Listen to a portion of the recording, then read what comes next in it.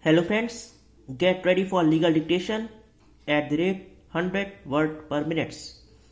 Okay, start. The record revealed that the state government was seized with the issue as to whether, after the order of the hearing authority dated 25/4/2008, publication of the modified scheme was required as per law or not, but no final decision could be taken in this regard, and ultimately, as per the note sheet dated 31/5/2013, the state government proposed to withdraw the proposal for modification of the scheme dated 5/8/2005, but no final decision could be taken even on this issue, and the matter remained pending awaiting the opinion of the legal remembrancer in the matter. Para.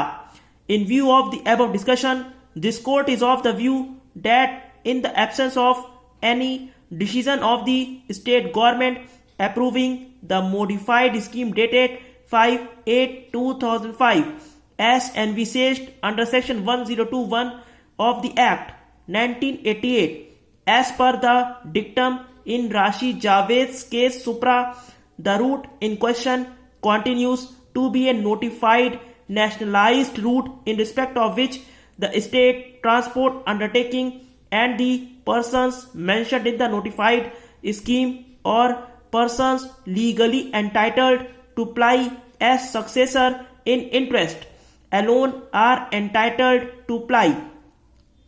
It being so, the rejection of the application of the opposite parties for grant of permit on the said route on the ground of it being a nationalized route did not suffer from any error, and it would not be amenable to an appeal under section 89 of the Act 1988.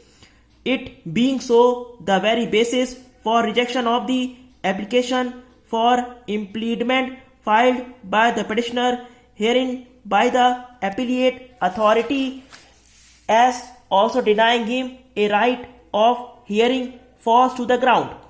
The remedy, if any, was by way of a revision under section 30 of the Act 1988, and under the proviso to section 19, no order could be passed in such revision unless the person who would be prejudiced by such order or given a reasonable opportunity of being heard.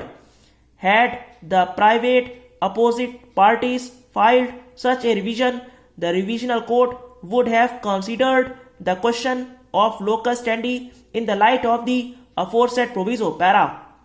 Suffice it to say that a specific assertion has been made in the paragraph 4 of the writ petition that the applicants and their predecessors in interest were permitted to ply the vehicle on the route in question as per the scheme notified, which has not been specifically and categorically denied either by the private opposite party or by the state in their counter affidavit.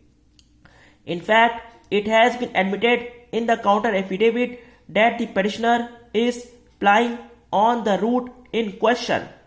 During the course of the argument, Sri Saxena himself stated that the petitioner was plying on the route in question in terms of some interim order passed by the revisional authority. Had it been a non-notified route, then the plea of the opposite parties as regards locus standi may have carried weight in view of the authorities cited by them.